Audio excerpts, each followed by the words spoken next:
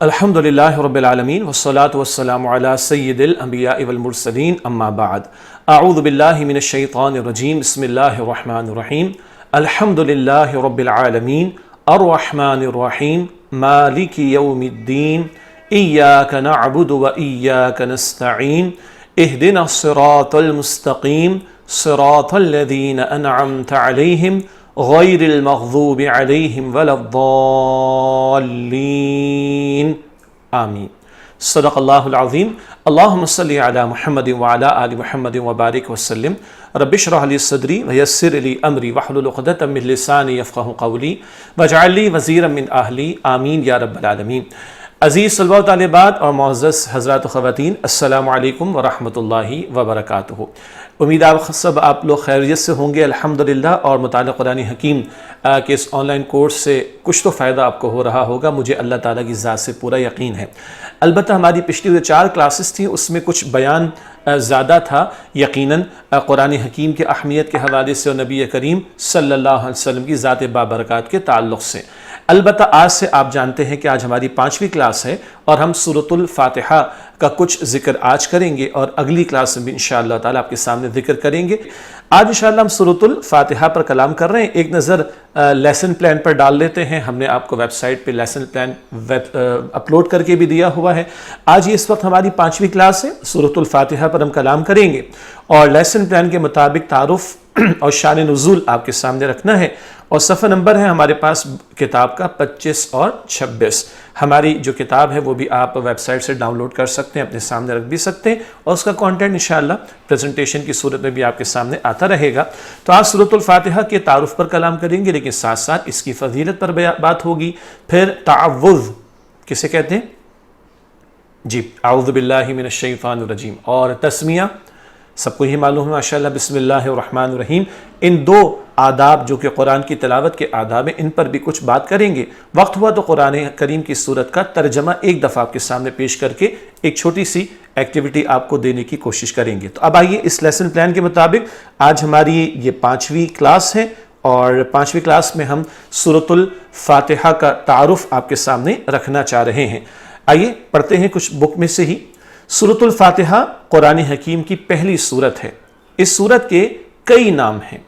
اس کا مشہور نام سورۃ الفاتحہ ہے کیونکہ یہ قرآن حکیم کی افتتاحی سورت ہے۔ افتتاح کرنا، اوپننگ کرنا، تو قرآن کریم میں جب ہم تلاوت کا آغاز کرتے ہیں تو سب سے پہلی سورت سورۃ الفاتحہ۔ فاتحہ کا مطلب اوپننگ سورہ آف دا قرآن، جس سے قرآن حکیم کا ہم آغاز کر رہے ہیں۔ اس کی تلاوت ہر نماز میں کی جاتی ہے، اس لیے اس کو سورۃ الصلاۃ بھی کہتے ہیں۔ صلاۃ ہم جانتے ہیں اردو میں نماز کو کہا جاتا ہے، اور سورۃ الصلاۃ وہ سورت کے جو صلاۃ میں لازماً تلاوت کی جاتی ہے، نماز میں لازماً تلاوت کی جاتی ہے، اس لیے اس کو سورۃ الصلاۃ بھی کہا جاتا ہے۔ اس کا نام سورۃ المناجات بھی ہے کیونکہ اس سورت میں دعا مانگنے کا طریقہ سکھایا گیا ہے۔ سبحان اللہ، اللہ سبحانہ وتعالیٰ نے خود ہمیں دعا مانگنے کا طریقہ اور سلیقہ اس مبارک سورت میں عطا فرمایا۔ تو اس سورت کا نام سورۃ المناجات بھی ہے، دعا و مناجات اردو میں بھی ہم استعمال کرتے ہیں نا۔ مناجات کا مطلب اللہ سے دعا کرنا، اللہ سے مانگنا۔ تو اس سورت کا نام سورۃ المناجات بھی ہے کیونکہ اس سورت میں دعا مانگنے کا طریقہ سکھایا گیا ہے۔ اس سورت میں بندہ اللہ تعالیٰ کی تعریف و شکر ادا کرتا ہے، اپنی بندگی کا اظہار کرتا ہے، اور پھر اللہ سبحانہ وتعالی سے ہدایت پر استقامت کی دعا مانگتا ہے۔ تو طریقہ کیا ہے؟ جب اللہ سے دعا کریں تو سب سے پہلے اللہ تعالیٰ کی تعریف بیان کی جائے، اللہ کی ثنا بیان کی جائے، تعریف کو ثنا بھی کہتے ہیں، اللہ کی حمد کی جائے، اللہ کا شکر ادا کیا جائے۔ یہ صورت میں بھی ہم پڑھیں گے آگے چل کر انشاءاللہ۔ بندہ اپنی بندگی کا اظہار کرتا ہے، عبادت کرنے کا ذکر کرتا ہے، یہ بھی صورت میں ذکر آئے گا۔ اور پھر بندہ اللہ تعالیٰ سے ہدایت پر استقامت کی دعا مانگتا ہے۔ ہدایت کون دیتا ہے؟ اللہ، اور اس پر قائم رہنا، استقامت کا مظاہرہ کرنا، اس کی توفیق بھی کون دیتا ہے؟ اللہ سبحانہ وتعالی۔ تو ہدایت کی دعا بھی اس صورت میں ہمارے سامنے آئے گی۔ آگے لکھا ہے سورۃ الفاتحہ دعا ہے اور پورا قرآن حکیم اللہ سبحانہ وتعالیٰ کی طرف سے اس دعا کا جواب ہے۔ سبحان اللہ، اللہ سے بندہ ہدایت کی دعا کرتا ہے، اللہ تعالیٰ نے پورا قرآن ہمارے سامنے رکھ دیا۔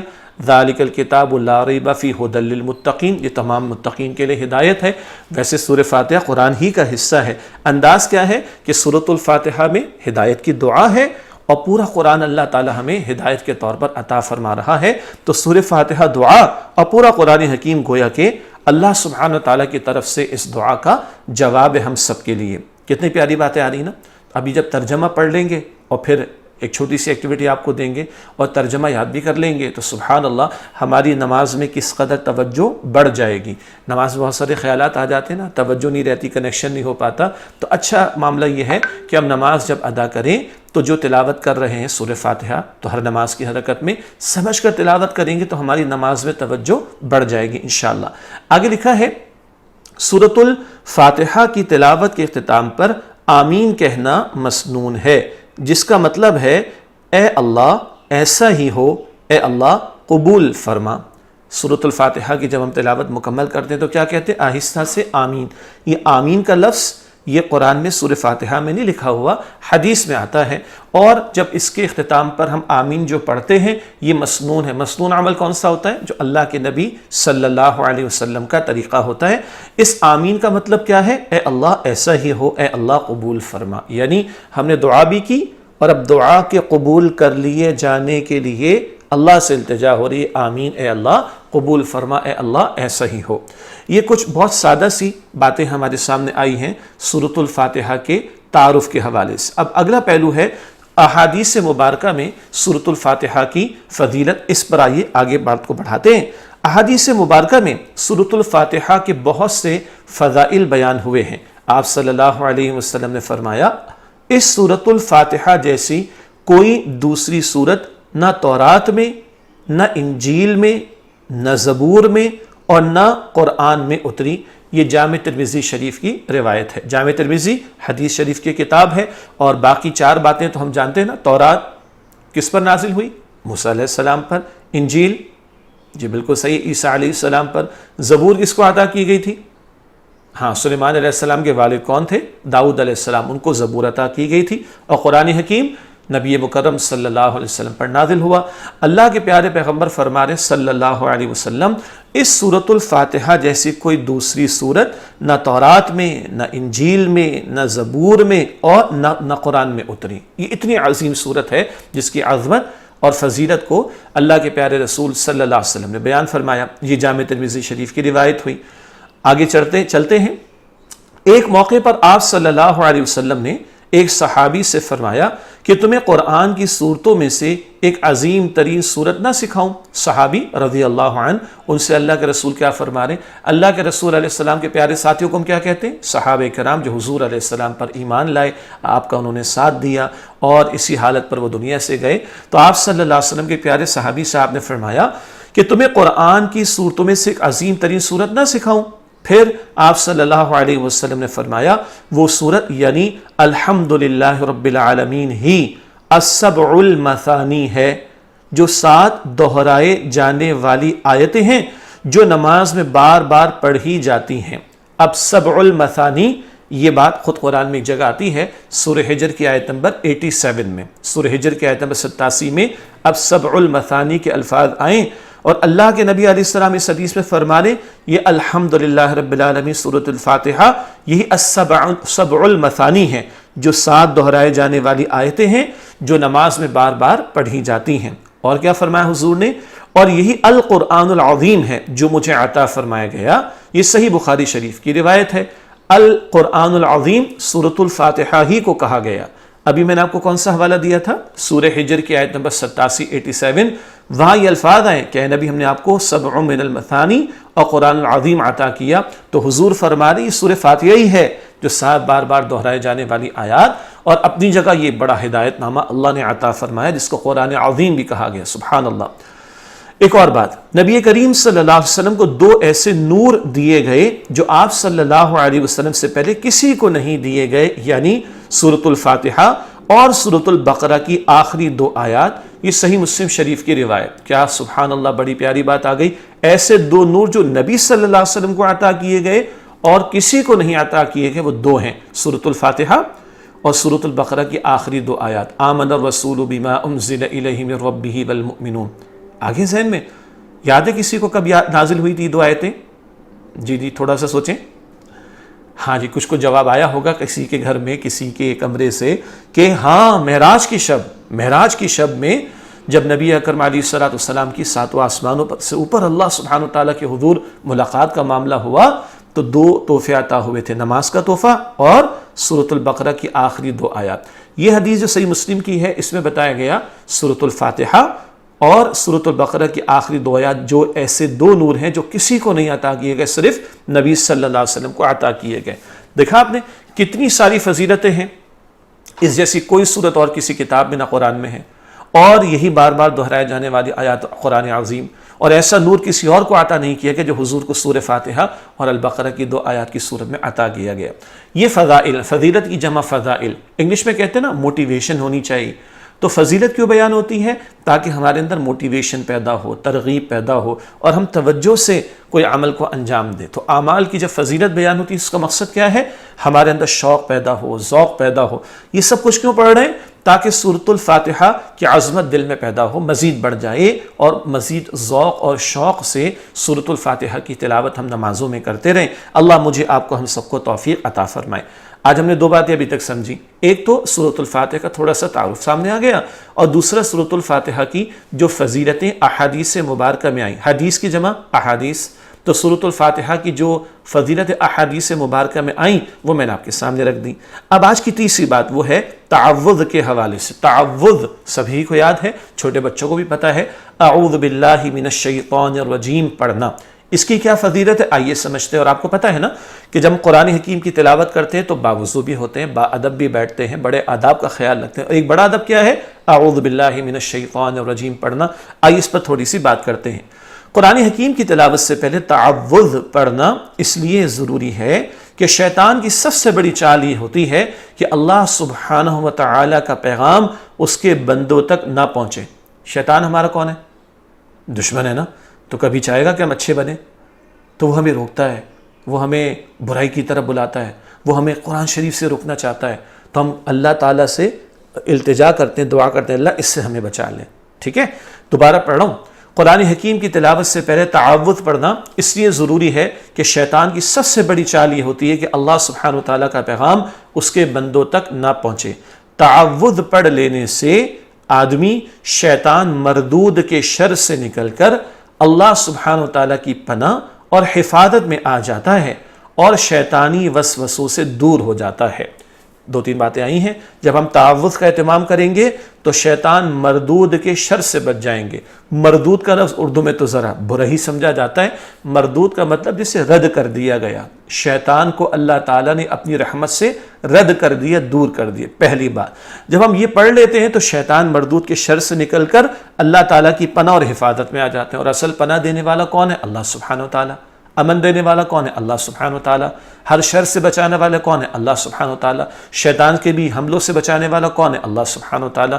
جب ہم تعوذ کا اہتمام کرتے ہیں تو ہم شیطان مردود کے شر سے نکل کر اللہ تعالیٰ کی پناہ اور حفاظت میں آ جاتے ہیں، اور شیطانی وسوسوں سے بندہ دور ہو جاتا ہے۔ شیطان ہمیں برائی کی دعوت دیتا ہے، گناہ کی دعوت دیتا ہے، دوسروں کے ساتھ ظلم کرنے کو کہتا ہے، دوسروں کا حق مارنے کو کہتا ہے، دوسروں کو نقصان پہنچانے کو کہتا ہے، کبھی حسد کرنے کو کہتا ہے، جیلسی جسے کہتے ہیں۔ یہ جو برائی کے خیالات آتے ہیں نا، شیطان کی طرف سے آتے ہیں، ان سے بچنے کے لیے تعوذ کا اہتمام کرنا ضروری ہے۔ اسی لیے آگے لکھا ہے، اللہ سبحانہ وتعالی نے ارشاد فرمایا، جب تم قرآن کی تلاوت کرو تو شیطان مردود کے شر سے بچنے کے لیے اللہ سے پناہ طلب کر لیا کرو۔ یہ سورۃ النحل ہے جس کا سورت نمبر 16 اور آیت نمبر 98 ہے۔ سورۃ النحل کی آیت نمبر 98 اذا قرأت القرآن فاستعذ باللہ من الشیطان الرجیم۔ جب تم قرآن کی تلاوت کرو تو شیطان مردود کے شر سے بچنے کے لیے اللہ سبحانہ وتعالی سے پناہ طلب کر لیا کرو۔ یہ سورۃ النحل کی آیت نمبر 98۔ البتہ یہ خاص طور پر یاد رہے کہ تعوذ قرآن حکیم کا حصہ نہیں ہے۔ اعوذ باللہ من الشیطان الرجیم یہ قرآن کریم کا حصہ نہیں ہے، یہ قرآن کریم کا ایک ادب ہے، اس کی تلاوت کے آغاز میں ہمیں اس کا اہتمام کرنا چاہیے۔ تو تعوذ کا مطلب بھی سمجھ آ گیا، ترجمہ بھی آ گیا کہ اعوذ باللہ من الشیطان الرجیم، میں اللہ سبحانہ وتعالیٰ کی پناہ لیتا ہوں کس سے؟ شیطان مردود سے۔ اللہ ہم سب کو شیطان کے حملوں سے محفوظ رکھے۔ اگلی بات کیا ہوگی تعوذ کے بعد؟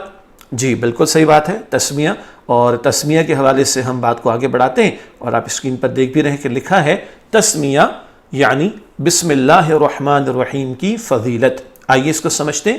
کسی بھی جائز عمل سے پہلے تسمیہ پڑھنے کا مطلب یہ ہے کہ یہ عمل اللہ سبحانہ وتعالیٰ کے نام سے شروع کیا جا رہا ہے اور اسی کی رضا کے لیے کیا جا رہا ہے۔ کوئی بھی جائز عمل، ظاہری بات ہے ناجائز کام ہو، گناہ کا کام، اس سے پہلے بسم اللہ پڑھیں گے؟ نہیں پڑھیں گے نا۔ تو بچوں کو تو ہم ایسے سمجھاتے ہیں نا، وہ جی فلاں چیز لگا رہے ہیں، مووی لگا رہے ہیں، گانا لگا رہے ہیں، پڑھو گے بیٹا بسم اللہ الرحمن الرحیم اور آن کرو گے؟ نہیں سر ایسا تو نہیں ہو سکتا۔ اچھا یہ بات جتنا بچوں کے لیے امپورٹنٹ ہے اتنا ہم بڑوں کے لیے بھی امپورٹنٹ ہے۔ لیپ ٹاپ یوز کریں تو بسم اللہ پڑھیں، اسمارٹ فون کھولیں تو بسم اللہ پڑھیں، ٹیلی ویژن آن کریں تو بسم اللہ پڑھ لیں، بہت سے برے کاموں سے ہم بچ جائیں گے انشاءاللہ۔ دوبارہ پڑھتے ہیں۔ کسی بھی جائز عمل سے پہلے تسمیہ پڑھنے کا مطلب یہ ہے کہ یہ عمل اللہ سبحانہ وتعالیٰ کے نام سے شروع کیا جا رہا ہے اور اسی کی رضا کے لیے کیا جا رہا ہے۔ جو کام کر رہے ہیں کس کے لیے؟ اللہ کے لیے، اس کو راضی کرنے کے لیے، اور اس کی برکت حاصل ہو جائے گی جب اس کا نام لیا جائے گا انشاءاللہ۔ آگے لکھا ہے جو عمل اللہ تعالیٰ کے نام سے شروع کیا جاتا ہے اس میں اللہ تعالیٰ کی برکت اور مدد شامل ہو جاتی ہے۔ یہ اہم ترین بات ہے۔ کھانا کھاتے ہیں بسم اللہ، پانی پیتے ہیں بسم اللہ، اور بھی کوئی کام جب آغاز میں اللہ کا نام لیا تو اللہ تعالیٰ کی برکت بھی شامل ہو جائے گی اور اللہ تعالیٰ کی مدد بھی شامل ہو جائے گی۔ اللہ تعالیٰ ہمیں توفیق عطا فرمائے۔ سب سے پہلی وحی میں بھی رب کے نام سے پڑھنے کا حکم دیا گیا۔ پہلی وحی کون سی تھی جو نبی صلی اللہ علیہ وسلم کو عطا ہوئی؟ اقرا بسم ربک الذی خلق۔ اقرا کا لفظ ہے نا، آگے کیا ہے؟ بسم ربک۔ سورہ العلق آیت نمبر 1 ہے، سورہ علق کا سورت نمبر 96 ہے اور آیت نمبر 1، پہلی آیت اقرا بسم ربک، پڑھیے اپنے رب کے نام سے۔ تو گویا پہلی ہی وحی جو نبی صلی اللہ علیہ وسلم کو عطا ہوئی اس میں پڑھنے کا حکم تو ہے مگر اللہ کے نام کے ساتھ، تو اللہ کے نام سے آغاز ہو، یہ پہلی وحی کی پہلی آیت میں حضور علیہ السلام کے ذریعے امت کو تعلیم عطا کر دی گئی۔ ایک حدیث شریف میں آپ صلی اللہ علیہ وسلم نے فرمایا جو جائز کام اللہ سبحانہ وتعالیٰ کے نام بسم اللہ سے شروع نہ کیا جائے وہ نامکمل اور بے برکت رہتا ہے۔ مسند احمد، یہ بھی حدیث کی کتاب ہے، اس میں یہ روایت نقل ہوئی ہے کہ جو جائز کام اللہ تعالیٰ کے نام یعنی بسم اللہ سے شروع نہ کیا جائے وہ نامکمل اور بے برکت رہتا ہے۔ تو اگر ہم چاہتے ہیں ہمارے کاموں میں برکتیں آئیں، اللہ کی رحمتیں ہمیں اس پہ ملیں، تو ہمیں کاموں کے آغاز میں بسم اللہ پڑھنا چاہیے۔ اور تسمیہ یہ قرآن حکیم کا بھی ادب ہے، تعوذ اور تسمیہ یہ قرآن حکیم کی تلاوت کے 2 آداب ہمارے سامنے آ گئے۔ مجھے خیال آ رہا ہے ایک سوال کچھ لوگوں کے ذہن میں آیا ہوگا، ہم قرآن شروع کرتے ہیں تو سورہ فاتحہ سے، اور ہم پہلی وحی کا ذکر کرتے ہیں تو وہ تو سورہ علق کی آیت نمبر 1 ہے۔ ماشاءاللہ اگر کسی کے ذہن میں سوال آیا تو بہت اچھا سوال آیا، اسی سے سمجھ لیں قرآن جب نازل ہوا تو اس کی ترتیب الگ ہے، اس ترتیب میں سورہ علق کی پہلی 5 آیات وہ سب سے پہلے ہیں، لیکن آج سورۃ علق کا نمبر کیا ہے؟ 96۔ یہ کیسے ہو گیا؟ یہ اللہ کے رسول نے فرمایا صلی اللہ علیہ وسلم، قرآن نازل ہوتا رہا مگر حضور صلی اللہ علیہ وسلم پیارے صحابہ کرام کو بتاتے رہے فلاں سورت کہاں رکھنی ہے، فلاں آیت کو کہاں رکھنا ہے، کس سورت کو پہلے کس سورت کو بعد میں، یہ سب حضور نے متعین فرما دیا۔ تو آج جب ہم قرآن کی تلاوت کرتے ہیں یہ تلاوت کی ترتیب بھی حضور نے بیان فرمائی صلی اللہ علیہ وسلم۔ تو نازل ہونے میں سورہ علق کی 5 آیات پہلے، لیکن تلاوت میں سورہ فاتحہ سب سے پہلے۔ تو یہ ایک نازل ہونے کی ترتیب ہے جس کو ترتیب نزول کہتے ہیں، ترتیب نزول، اور ایک تلاوت کی ترتیب جس کو ہم ترتیب تلاوت کہتے ہیں جس میں سورہ فاتحہ سب سے پہلے ہے۔ تو جن کو یہ نقطہ سمجھ آ گیا بہت اچھی بات، جن کو ابھی سمجھ نہیں آیا بعد میں کسی وقت سمجھ آئے گا انشاءاللہ تعالی۔ آج کی 4 باتیں ہو گئیں، سورہ فاتحہ کا تعارف ہوا، پھر سورہ فاتحہ کی فضیلت کا بیان ہوا، پھر تعوذ کا ذکر ہوا، پھر تسمیہ کا بیان آیا۔ اس کے بعد سورۃ الفاتحہ ہے۔ لیسن پلاننگ کے مطابق تو ہم نے اگلی کلاس میں شروع کرنا ہے، ایک مرتبہ پڑھ دیتا ہوں میں اس کا ترجمہ آپ کے سامنے۔ دیکھیے سورہ فاتحہ میں آیات 7 ہیں اور یہ ایک ہی رکوع پر مشتمل سورت ہے، اور میں پڑھتا ہوں، آپ بھی میرے ساتھ چاہیں تو دوہرا لیں۔ اعوذ باللہ من الشیطان الرجیم، بسم اللہ الرحمن الرحیم۔ ان دونوں کا ترجمہ پڑھ دیتا ہوں۔ میں اللہ کی پناہ میں آتا ہوں شیطان مردود سے اللہ کے نام سے شروع جو بڑا مہربان نہایت رحم فرمانے والا ہے۔ اب آپ آگے دیکھیں گے ہم نے 2 کلر استعمال کیے ہیں۔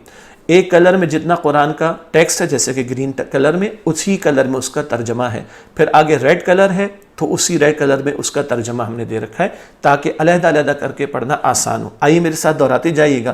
الحمدللہ رب العالمین، ترجمہ الحمدللہ تمام تعریفیں اللہ کے لیے ہیں، رب العالمین جو تمام جہانوں کا رب ہے۔ الرحمن الرحیم، الرحمانی جو بڑا مہربان، الرحیم نہایت رحم فرمانے والا ہے۔ مالک یوم الدین، ترجمہ جو بدلے کے دن کا مالک ہے۔ ایاک نعبد و ایاک نستعین، ترجمہ کرتے ہیں ایاک نعبد، اے اللہ ہم صرف تیری ہی عبادت کرتے ہیں، و ایاک نستعین اور ہم صرف تجھ ہی سے مدد مانگتے ہیں۔ اہدنا الصراط المستقیم، ہمیں سیدھے راستے پر چلا۔ صراط الذین انعمت علیہم، ان لوگوں کا راستہ جن پر تو نے انعام فرمایا۔